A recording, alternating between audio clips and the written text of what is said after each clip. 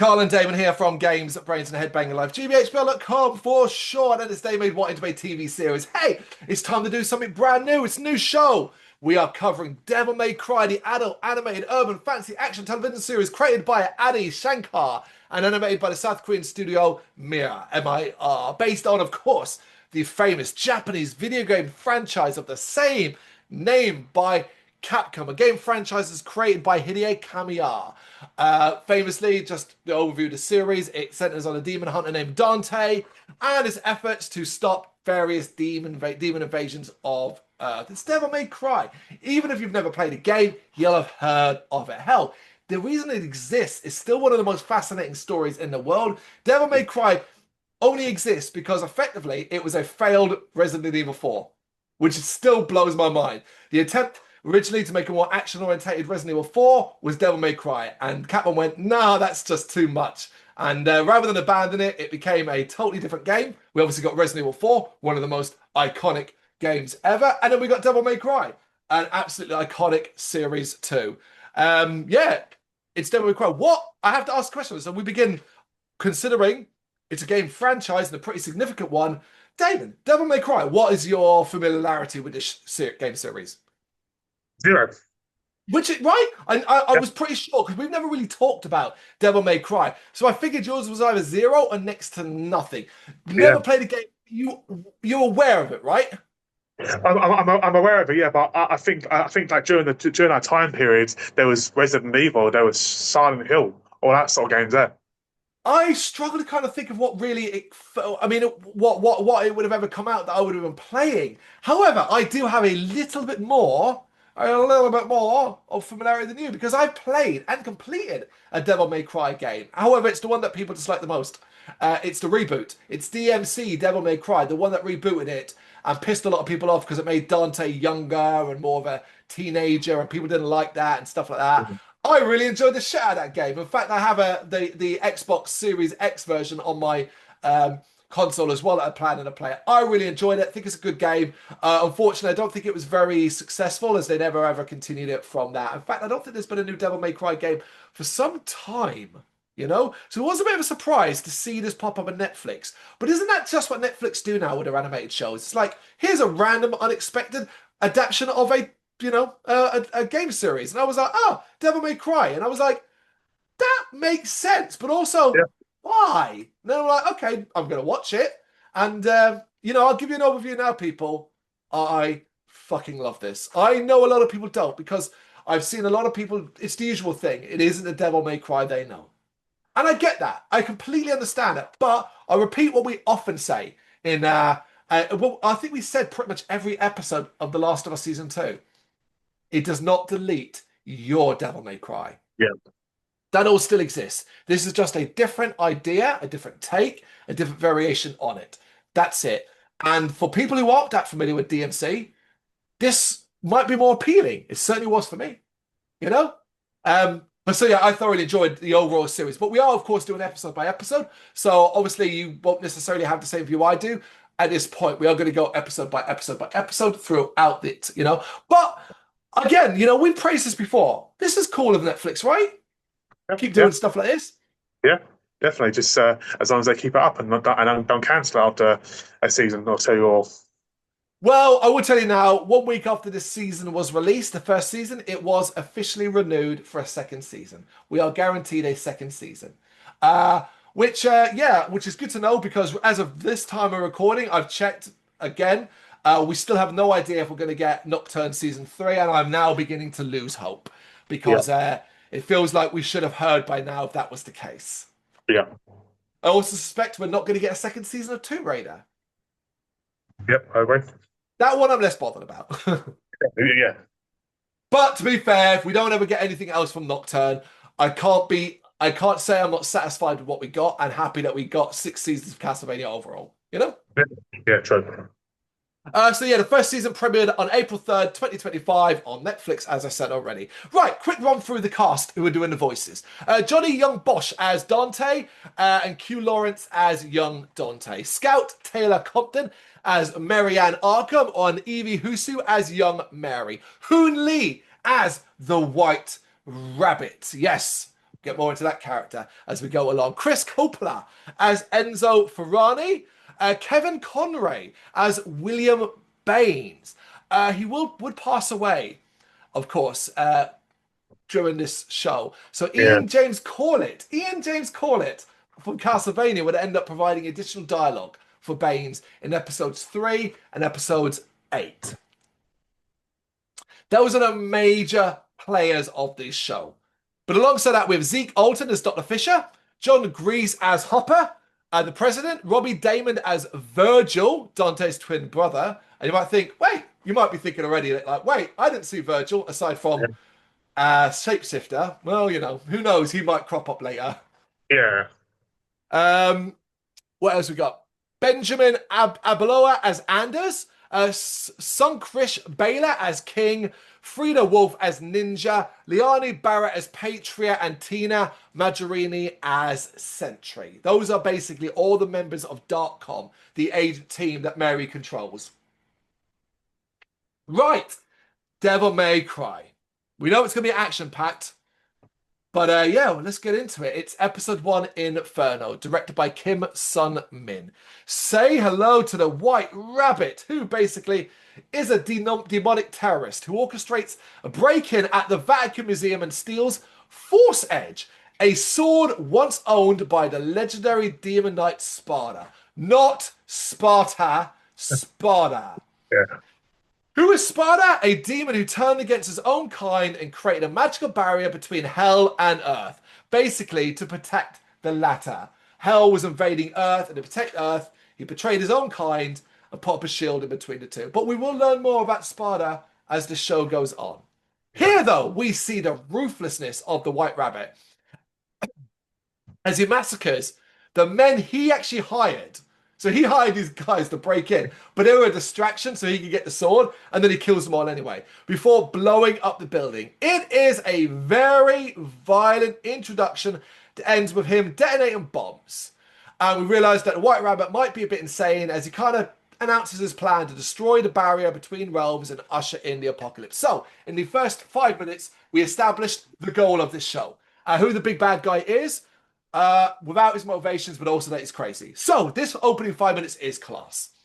I love this. It tells us straight away, this is going to be adult because there's a lot of blood. A lot of blood and destruction. But also it gives you a quick drop into the world. Demons exist. Hell exists. There's a barrier between the worlds. Demons can sometimes come through. And yeah, we're going to deal with that as we go along. What did you think? Yeah, so obviously it's first time watching it, you know, so straight away I got Castlevania vibes. You know, the animation was fantastic, the blood was fantastic, the music was brilliant. Really digging the bad guy. You know, so it's very different to what you normally see. You know, you don't see a fucking rabbit as a demonized rabbit as a fucking bad guy. You know, but no, so I really enjoyed it. It was very entertaining. Oh, folks, I'm smiling because I've already watched the show, and the White Rabbit is going to grow into one of the most layered, not layered villains we've had in any of the animated shows. I would argue the White Rabbit is on par with Dracula as a layered, emotional, deep character. Can't wait for us to go further down the rabbit hole. Hey. Meanwhile, in a busy city, a woman and a young baby are saved from a group of demons by Dante, who immediately gives off a cocky and cheeky, overconfident vibe. Turns out he's hunting a bigger demon in the area, which actually turns out to be a kid. We actually see it kind of transform behind him. But what's odd is the mother doesn't seem to be aware of it either, and I thought that's a really dark scene.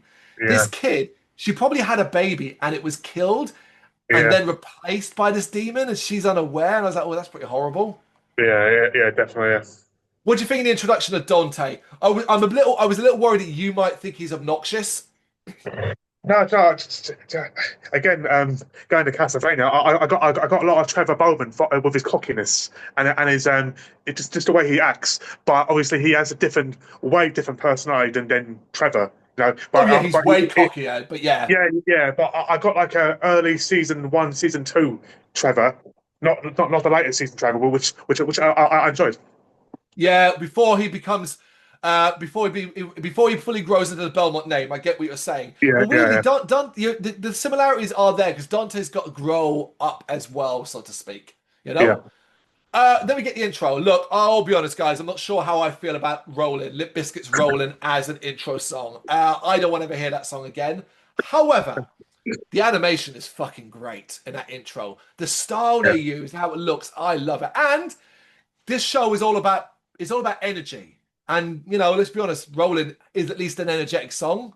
As soon as I heard that, I thought straight away you're going to have an issue with that. But I mean, I don't particularly like the song either, because it's overplayed. You had Yeah, it in that's it. It's wrestling overplayed. you had it in wrestling with the Undertaker periods. It's just like it's too overplayed. It's And it's then, the overplayed aspect, yeah. but for the series, I get it. I get it for an opening. You know, I watched the intro once and I skip it every time now, so it's no big deal. yeah, Right, in the wake of the Vatican attack, we see in a brilliant set of scenes how disinformation spreads through news stories and stuff like that. This is really important to the games because the demons in the games, particularly later games, use propaganda to spread messages of hate and stuff like that. Here we see how the Vatican attack sort of turns into talking heads. Think like Fox News and stuff like that, where people with no real expertise offer opinions that people just buy into. It's a yeah, real good reflection of modern world. The US government consults with Dr. Fisher. Yes, our namesake is in this. A scientist working for the interdimensional security firm .com, which is funded by Vice President William Baines, who we quickly establish whenever Baines speaks, Baines thinks he's on a mission from God. Now, the first time he does that, what did you think? Did you panic?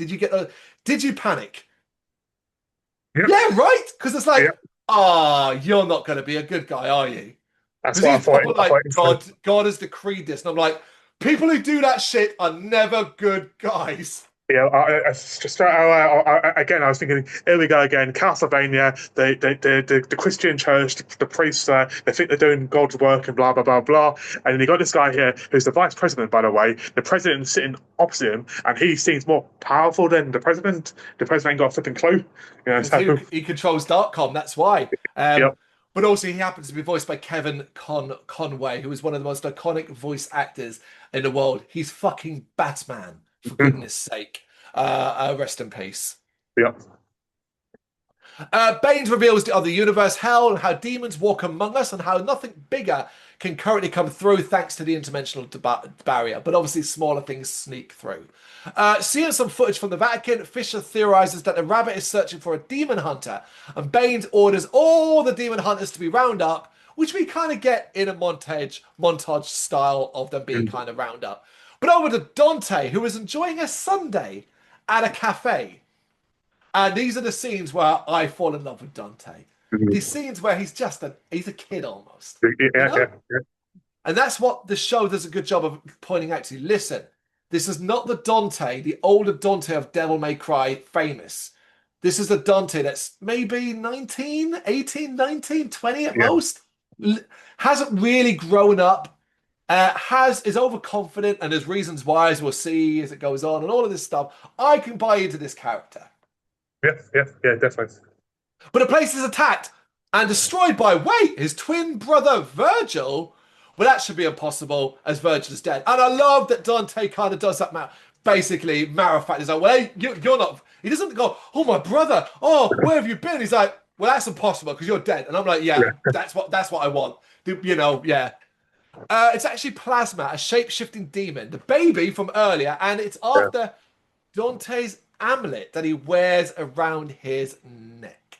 So, this is an important piece of this show. We'll get to more of that as we go on. Because meanwhile, .com are interrogating the demon hunters and are told about the information broker Enzo Farino, he apparently has links to the rabbit. So .com go after Enzo, capturing and interrogating him, and he's in a very funny scene, basically like, yeah, I'll tell you whatever you need to know. I love that because he's a cowardly character. Yeah. But he also has, as the show goes on, you'll find he's got a bit of a heart as well. He particularly likes Dante. But also a typical human being. They as long as you get paid, they'll do whatever you want. He's one of them, basically. He's an information broker who's a slimy, sleazy character. He tells them what they want to know and basically reveals that the rabbit is searching for the hunter Dante. Now Dot come along, right, let's find out a bit more. Dante, as we see, Dante is currently dealing with Plasma, who is basically showing through the fight and revealing to Dante that it wants the amulet around his neck, which confuses Dante because it's just an amulet that his deceased mother gave him. Right? Right? Yep. Dante is able to defeat the Plasma, but it does escape. Meanwhile, Enzo continues to spill it all to Baines and Fisher, and we find out that they already tried to capture the White Rabbit. We don't see this scene, but it failed, and he killed their entire team except one survivor, a man named Anders, who is in hospital.